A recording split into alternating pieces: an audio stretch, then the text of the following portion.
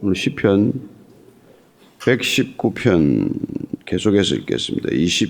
121절에서 136절까지입니다. 한 목소리로 같이 읽습니다. 시작. 내가 정의와 공의를 행하여 싸우니 나를 박해하는 자들에게 나를 넘기지 마옵소서. 주의 종을 보증하사 복을 얻게 하시고 교만한 자들이 나를 박해하지 못하게 하소서. 내 눈이 주의 구원과 주의 의로운 말씀을 사모하기에 피곤하니이다. 주의 인자하심대로 주의 종에게 행하사 내게 주의 율례들을 가르치소서. 나는 주의 종이오니 나를 깨닫게 하사 주의 증거들을 알게 하소서. 그들이 주의 법을 폐하였사오니 지금은 여호와께서 일하실 때니이다.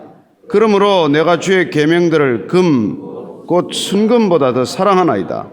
그러므로 내가 범사의 모든 주의 법도들을 바르게 여기고 모든 거짓 행위를 미워하나이다.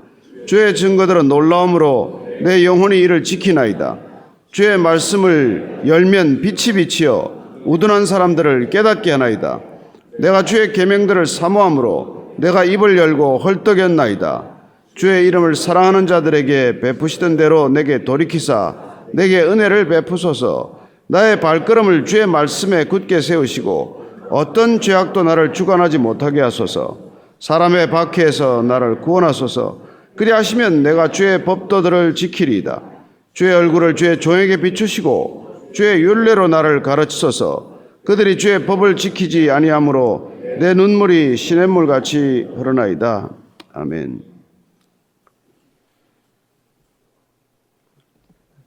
아이들은 어려움이 왜 닥치는가를 잘 이해하지 못합니다. 어린아이들은 왜 질병이 내게 거쳐가는지를 이해할 수가 없습니다. 그러나 우리가 점점 어른이 되고 성숙해 간다는 것은 내 인생에 왜 이런 고난들이 필요한지, 또 내게는 왜 어려움들이 유익이 되었는지를 뒤늦게 깨닫게 되는 것이죠. 우리가 신앙생활을 하면은 좋은 일만 있을 것이라고 물론 기대하지 않지만 그러나 뜻밖의 내가 감당할 수 없는 어려움들을 겪게 됩니다. 특별히 고난과 박해 가운데로 들어가면은 왜 하나님, 내가 하나님을 잘 믿겠다고 결정했는데도 이런 이해할 수 없는 어려움이나 고난들을 내게 주시는 것입니까? 하나님과 씨름하다가 답을 얻지 못하고 신앙을 저버리는 사람도 있고, 그리고 욥기에 나오는 우리 욥처럼 결국은 귀로만 듣던 하나님이 아니라 내가 눈으로 보는 하나님, 내가 친히 경험하는 하나님, 내 인생의 선한 섭리를 가지고 계신 하나님을 우리는 다시 한번 발견하게 되기도 하죠. 오늘 이 시편의 121절 이하의 부분들은 박해를 받는 이 시편 기자의 고통을 우선 알 수가 있습니다. 왜 제게 이런 박해가 일어나느냐는 것이죠. 왜 우리는 초대교회에 그런 엄청난 박해를 보게 됩니까? 또 개인적으로도 이런 박해나 이런 감당할 수 없는 그런 억울한 일을 겪으면 우리는 어떤 생각이 듭니까? 하나님은 어디 계십니까? 도대체 하나님은 살아 계시기나 한 것입니까? 그런 신정론적인 질문을 던지는 것이죠. 왜 선한 사람에게 악한 일이 일어납니까? 왜 악한 사람들은 저렇게도 잘 먹고 잘 사는데 왜 제대로 살겠다는 사람한테 이런 어려움이 생기는 것입니까? 이런 질문을 하게 되는 것이죠. 그래서 오늘 이 시편 기자는 우리가 이해할 수 없는 상황, 또 때로는 구체적으로 어떤 상황인지 알 수가 없죠. 어떤 박해를 받고 있는지는 알 수 없습니다만은 121절, 122절 이렇게 고통을 토로하고 있습니다. 같이 한번 더 읽습니다. 시작. 내가 정의와 공의를 행하여 싸우니 나를 박해하는 자들에게 나를 넘기지 마옵소서. 주의 종을 보증하사 복을 얻게 하시고 교만한 자들이 나를 박해하지 못하게 하소서. 박해하지 못하게 하소서. 이건 너무나 당연한 기도죠. 지금 이 생명을 옥죄어 들어오는 이 고난과 박해와 핍박을 어떻게든지 벗어나야겠다는 절박한 상황이 되면은 이런 심중의 토로를 하지 않겠습니까? 그리고 시편 기자는 지금 이렇게 말하고, 내가 정의와 공의를 행했습니다. 내가 부당한 일을 하다가 내가 내 잘못으로 이런 일을 겪는다면 내가 받아들이겠지만 내가 정의와 공의를 행했는데도 불구하고 이런 박해가 있다는 것입니다.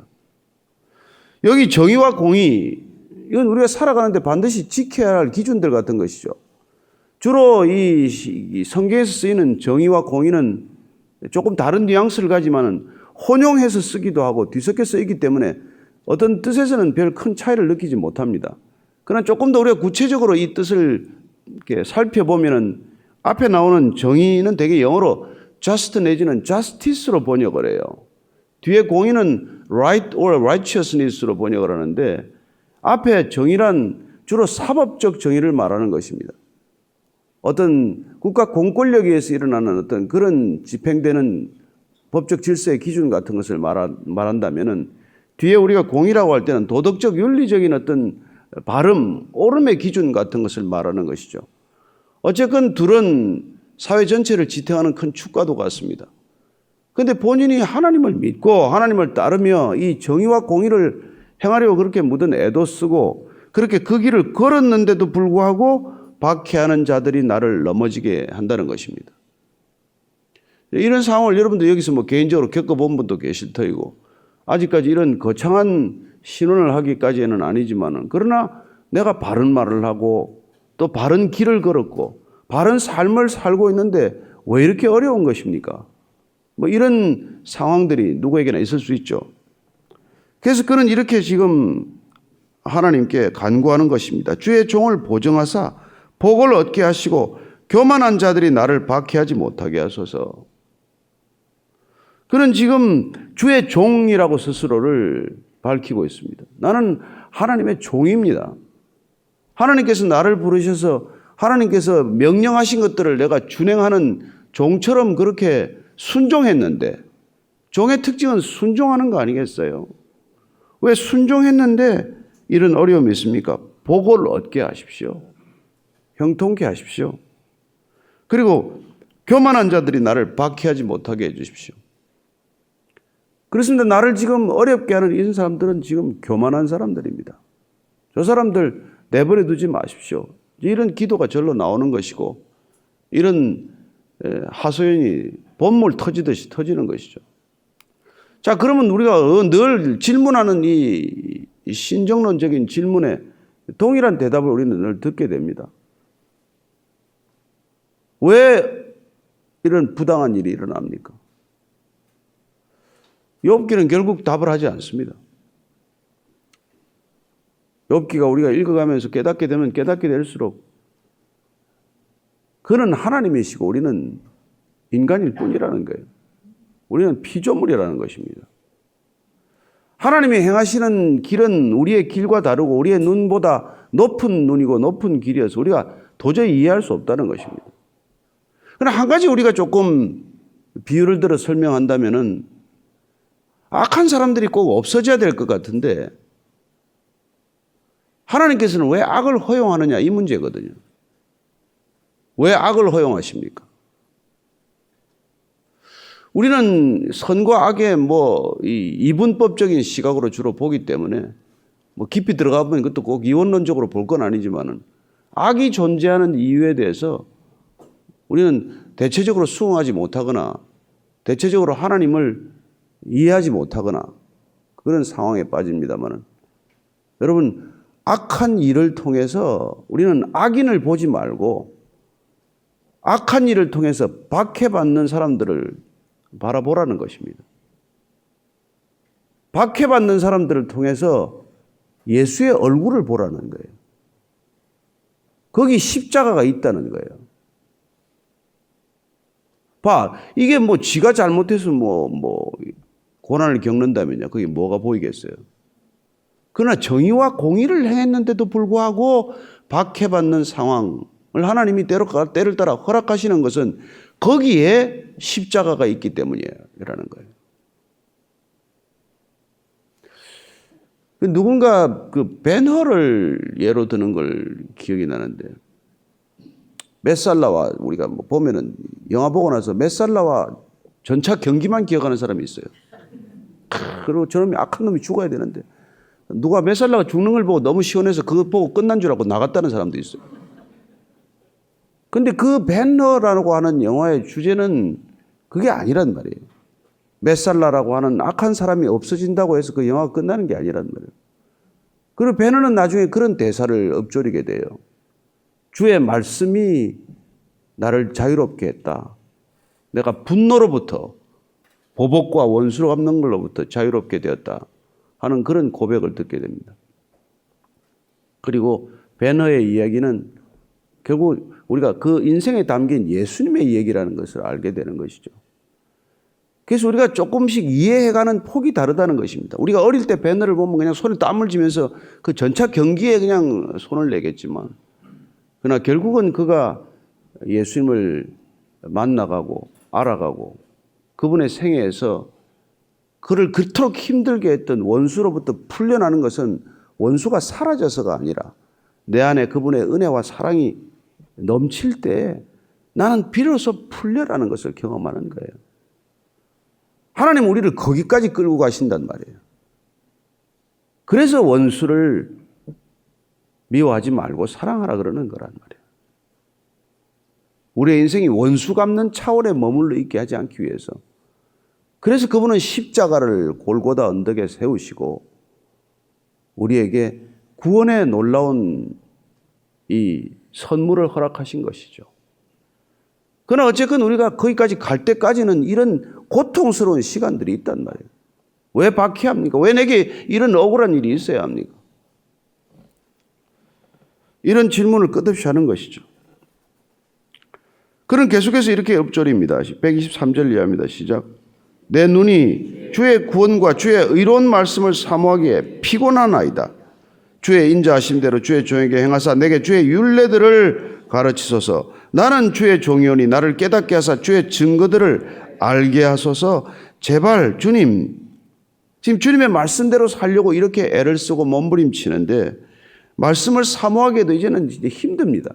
힘이 들지만은 그러나 주께서 내 율례들을, 주의 법도를, 주님의 의도를 깨닫게 해 주십시오. 깨닫게 하셔서 그 증거들을 알게 해달라고 이렇게 기도하는 것이죠.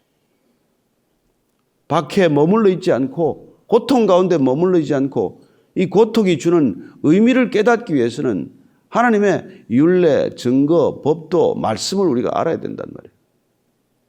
그게 말씀이 주는 능력이란 말이에요. 그래서 말씀은 때로는 현미경 같고 때로는 망원경 같아요. 그 말씀을 통해서 보면은 보이지 않던 미시의 세계도 드러나 보이고 때로는 그 말씀을 통해서 보면은 볼 수 없는 거시의 세계도 우리 눈앞에 확연히 펼쳐지는 것을 보게 된다는 것입니다. 그게 말씀이 주는 놀라운 능력이기 때문에. 그러나 말씀을 모르는 사람들은 어떻습니까? 126절 이하입니다. 시작. 그들이 주의 법을 폐하였사오니 지금은 여호와께서 일하실 때니이다. 그러므로 내가 주의 계명들을 금 곧 순금보다 더 사랑하나이다. 그러므로 내가 범사의 모든 주의 법도들을 바르게 여기고 모든 거짓 행위를 미워하나이다. 그렇습니다. 우리가 주의 법을 폐한 사람들을 보게 되면은, 그리고 우리가 그 박해 가운데로 들어가게 되면은, 그래서 우리가 절박한 상황에 놓이게 되면은 그때가 하나님께서 일하실 때입니다. 저는 이 민족 가운데 하나님이 일하실 때가 되었다고 믿습니다. 하나님이 지금 일하셔야 될 때고 일하고 계십니다. 저는 하나님께서 어떤 때 일을 하시냐? 정의와 공의대로 사는 사람들이 피 흘리고 그들의 피가 금대접에 가득 쌓여서 쏟아질 때가 되어야 된다는 것입니다. 그게 하나님이 일하실 때입니다. 그렇게 하나님께서 일하실 때를 기다리는 우리는 어떻게 해야 됩니까? 범사의 주의 법도를 바르게 여기고 모든 거짓 행위를 미워해야 한다는 거예요. 우리가 악과 싸우기 위해서 악을 선택하는 순간 우리는 악에 지는 것입니다. 아시죠? 그 반지의 제왕에 나오는 그 반지 끼는 순간 우리는 능력을 받는 것이 아니라 악의 도구로 전락하게 된다는 것입니다. 따라서 왜 하나님은 권력적으로 우리를 대하지 않느냐는 말이에요. 한 방에 끝낼 수 있는 파워가 있는데 왜 권력으로 우리를 다스리지 않느냐는 말이에요. 권력으로 더 큰 권력으로 다스릴 수 있는 힘이 있음에도 불구하고 왜 그분은 십자가를 택하셨냐는 말이에요. 우리는 그 질문에 우리 스스로 답을 찾아가지 않으면 우리 인생의 답을 결국 못 찾게 됩니다. 이 세상 속에서 우리는 미로에서 풀려나지를 못해요. 그러면 구원의 본질에 이르지 못한다는 것입니다. 악을 악으로 갚을 수는 없다는 것이죠. 그렇기 때문에 우리는 악을 악으로 갚는 것이 아니라 악을 악인과 분리해서 악 그 자체를 미워하고 있단 말이에요. 우리는 거짓 그 자체를 미워하는 거지. 거짓말하는 사람이야. 여러분, 저나 여러분 조금씩 거짓말 하잖아요. 누가 100% 정직합니까? 사람 말을 들어보면 99.99% 정직할 수는 있을 망정 100% 누가 그 정직하겠어요. 그래서 우리 자신도 스스로 악과 분리되어 있는 상황을 경험하기 위해서 말씀이라는 칼을 가지고 우리를 도려내는 일을 하는 거란 말이에요. 그래서 우리의 성령의 검이 우리 자신의 영혼 관절과 골수를 찔러 쪼개는 일을 우리가 날마다 이렇게 우리 몸을 맡기지 않으면 우리도 어느 날 뭐 큰 차이 없어요. 우리가 그 일을 안 하게 되면 세상과 교회는 하나도 다르지 않단 말이에요. 교회가 더 못하죠. 그래서 우리는 모든 거짓을 미워해야 한단 말이에요. 그 거짓을 미워하는 것과 거짓말하는 사람을 증오하는 건 다르단 말입니다. 우리는 거짓말하는 사람에 대한 긍휼을 잃어버리지 않되 거짓을 미워하는 이 역설적인 삶의 긴장, 삶의 이 균형, 삶의 이 절묘한 조화, 이게 필요하단 말이에요. 거짓말하는 사람을 불쌍히 여긴다고 그냥 그들하고 같이 어울려가지고 같이 거짓말하고 같이 동화가 되어서 이 세상을 그렇게 그냥 같이 시궁창으로 빠져도 안 되는 일이고, 그렇다고 거짓말하는 사람을 처단하기 위해서 불러다가 날마다 그냥 작두질을 해가지고 온 세상을 피바다로 만들 수도 없는 일이란 말이에요. 이게 주께서 우리를 말씀으로 이끄시는 까닭이고 말씀을 통해서 이 세상을 위기에서 건지는 방법이란 말이에요. 그게 우리에게 말씀이 주어진 이유예요. 왜 우리는 말씀을 따라 살려고 이렇게 애를 씁니까? 자, 129절 이하를 읽습니다. 시작. 주의 증거들은 놀라움으로 내 영혼이 이를 지키나이다. 주의 말씀을 열면 빛이 비치어 우둔한 사람들을 깨닫게 하나이다. 그래서 우리가 주의 말씀에 어떻게든지 붙들려야 된다는 거예요. 주의 말씀이 우리 안에서 빛이 되어서 우리를 열어 젖히지 않으면 우리는 세상의 어둠에서 벗어나지 못하는 존재가 됩니다. 여러분, 세상이 얼마나 똑똑해요. 얼마나 영악합니까?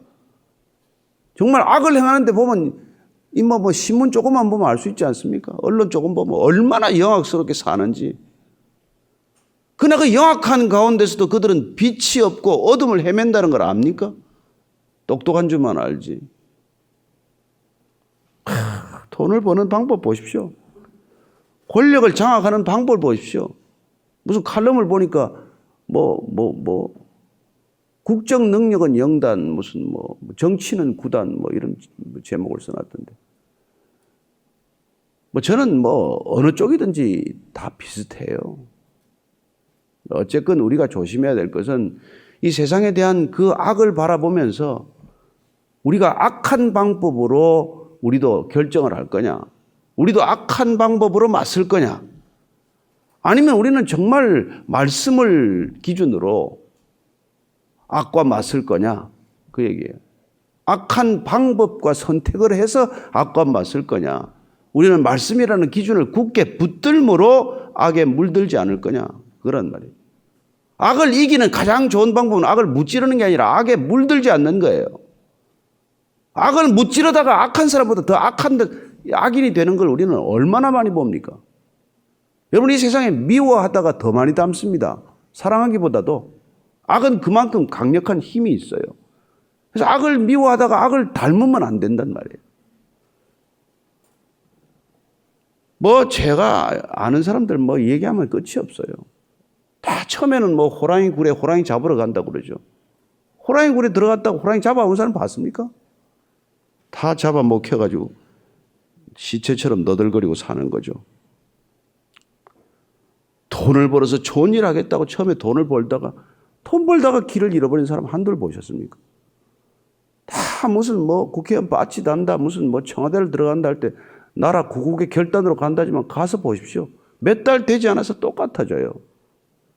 그래서 우리는 그런 것들을 보고 분개하는 것이 아니라 우리가 어떻게 우리 자신을 지켜내느냐, 이게 더 문제란 말이에요. 여러분, 나라를 사랑하는 것도 처음에 자기의 정직성을 지켜내는 게 문제예요. 자기는 지켜내지 못하면서 누굴 그렇게 목에 핏대를 내도 무슨 소용이 있겠어요. 그래서 우리는 이 말씀이 들어와야, 빛이 임해야 우리 안에 비로소 우리는 선을 행할 능력이 생긴단 말이에요. 빛이 없으면 우리가 무슨 선을 행할 능력이고 선을 분별할 능력이 있습니까? 여러분 한번 보십시오. 지금 이 세상이 돌아가는 거 보십시오. 분별력이 있습니까? 박사학위를 받으면? 저는 보면 어떻게 저렇게 분별력을 잃었나 싶지 않아요?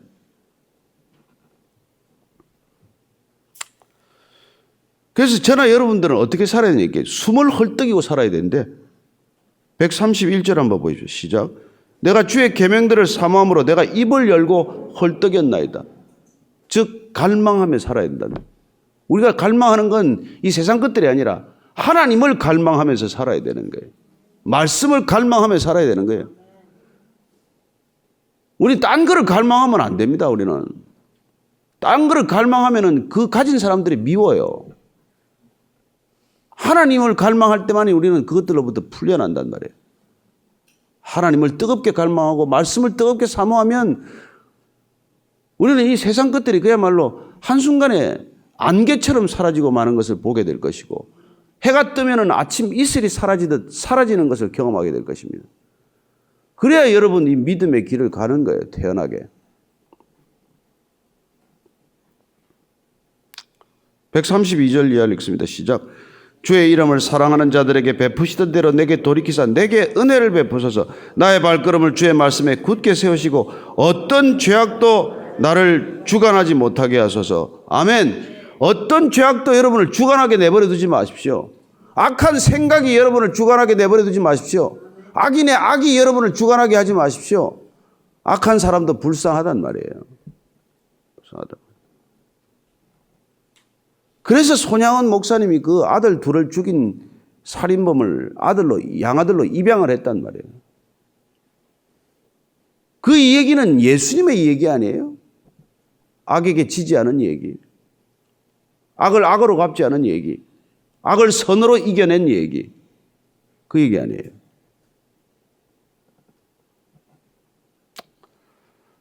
손양원 목사님이 그렇게 하셨으면 우리도 할 수 있지 않겠어요? 그분만큼 성령 충만하면? 아무도 아멘이 없네. 네. 자, 134절 이하를 읽고 마칩시다. 시작. 사람의 박해에서 나를 구원하소서. 그리하시면 내가 주의 법도들을 지키리이다. 주의 얼굴을 주의 종에게 비추시고 주의 율례로 나를 가르치소서. 그들이 주의 법을 지키지 아니하므로 내 눈물이 시냇물같이 흐르나이다. 박해에서 나를 구원하소서. 내가 법도를 지키겠습니다. 그리고 주의 얼굴을 주의 종에게 비추시고 율례로 나를 가르치소서. 이런 상황이 되면은 오늘 136절 참 기가 막힌 표현. 그들이 주의 법을 지키지 않으므로 내 눈물이 시냇물같이 흐르나이다. 이건 마치 아들이 참 못할 짓 해가지고 감옥에 들어갔다는 소식을 듣고 부모가 그냥 밤새 통곡하는 거나 마찬가지예요. 그런 마음이란 말이에요. 우리가 이 세상을 바라보는 마음이 이런 마음이어야 된다는 거예요. 느헤미야가 무너진 성벽 소식을 듣고 진짜 몇 날 며칠을 밥을 먹지 못하고 눈물로 지샜던 것처럼 저는 이런 애국이 있었으면 좋겠고, 이런 교회를 사랑하는 마음, 이런 하나님을 사랑하는 마음이 있으면 좋겠어요. 그래도 여기 몇 사람은 어린 시절에 연애하다가 연애편지 쓰다가 울어봤을 거 아니에요. 그런 것도 안 해보고 결혼했어요? 우리 사랑하면 여러분, 나보다도 사랑하는 대상이 소중하기 때문에 울게 돼요. 눈물을 흘리게 돼요. 사랑하는데 울어본 적이 없다면 사랑 안 한 거죠. 어느 시인의 표현처럼 내가 죽도록 사랑했는데 죽지 않았으니 나는 안 죽은 만큼 사랑한 거군요. 그렇게 고백하는 거나 마찬가지. 우리가 정말 사랑하면은 시냇물 같이 이렇게 우는 일이 생긴단 말이에요. 저는 따라서 우리가 지금 얘기하는 공의, 정의, 이거 누군가 흘린 눈물이고 누군가 흘린 피라는 것을 기억해야 합니다. 우리는 그들이 흘린 눈물만큼, 그들이 흘린 피만큼 이 사회는 정의와 공의를 경험하게 될 거예요. 이 사회가 그게 없다면, 무너졌다면 이렇게 밤에 시냇물처럼 통곡하는 사람이 없어서일 거예요. 저는 오늘 이 말씀을 우리가 함께 보면서 왜 우리는 이 복잡한 시대에, 이 21세기 AI 인공지능 시대에도 성경을 붙들고 있느냐? 왜 과학이 압도적으로 종교를 조롱하는 이 시대에도 우리는 하나님을 부르고 있는가? 우리가 부르는 하나님은 도대체 어떤 존재인가? 그리고 하나님께서 말씀하셨다는 이 말씀은 우리에게 어떤 능력인가를 날마다 우리의 삶 가운데 체험하지 않으면 우리는 이 시대를 향해서 하나님을 말할 수 없습니다. 따라서 하나님을 말할 수 있기 위해서는 하나님의 공의와 정의를 우리가 살아내야 되는 것이고, 그들이 말하는 입술의 정의와 공의가 아니라 우리 인생의 정의와 공의가 이 땅에 정말 놀라운 선물과 은혜가 되어야 되는 것이죠. 따라서 우리가 정말 기도할 때 간절한 마음으로 한마디 기도하더라도 기도하시고, 이 세상을 향해서 애끓는 마음을 놓치지 마십시오. 분노하다가 악의 고리에 걸려들지 마십시오. 우리가 거짓을 미워하지만 그들에 대한 분노가 아니라 악에 대한 분노로 그치지 않으면 우리는 결국 미워하다가 모든 걸 다 잃어버려요. 다 잃어버립니다. 저는 뭐 할 말이 맞지만은 이 설교에 단에서 말을 조심하고 있긴 하지만 우리 모두가, 특별히 그리스도인들이 정말 지각 있는 행동으로 이 시대에 말씀의 빛을 비추는 사람이 되기를 축복합니다. 너희는 빛이라. 산 위에 있는 동네가 숨기지 못할 것이요, 너희는 소금이라. 이 사회가 3% 소금만 있으면 썩지 않을 것을 믿으시고 우리가 그 삶을 살아내기를 축복합니다. 오늘 기도할 때 하나님, 애타는 마음으로, 느헤미야가 통곡하는 마음으로, 시편 기자가 밤에 시냇물처럼 눈물을 쏟는 마음으로 기도합니다. 이 나라를 긍휼히 여겨주시고 이 민족을 불쌍히 여겨주시고 우리의 삶을 주님 불쌍히 여겨주옵소서. 한번 간절한 마음으로 기도하십시다. 하나님 아버지, 아무 생각 없이 살아가는 사람들이 있습니다. 세상이 이러나 저러나 아무 상관없는 사람들이 있습니다. 그러나 하나님, 저희들에게 말씀의 빛이 임하심으로 인해서 이 땅에 진정한 공의와 정의를, 정의가 강물같이, 공의가 강물같이 흐르는 세상을 꿈꿔왔고, 그런 세상을 주님 이루어 주시기를 날마다 간절히 원하지만 하나님, 이 땅은 아직도 여전히 짙은 어둠 가운데 있습니다. 어찌하여야 이 땅에 빛이 임할 수 있는지, 어찌하여야 이 땅이 정의와 공의를 회복할 수 있는지 주님, 우리의 부르짖는 기도에 귀를 기울여 주옵소서. 하나님, 귀를 열고 저희들의 기도에 귀를 기울여 경청해 주시고, 그리고 주님의 때에 주님 일하시옵소서. 이제는 주님이 나서야 하셔야 할 때입니다. 주님이 일하셔야 할 때입니다. 주님이 이 땅을 바로잡으셔야 합니다. 주님,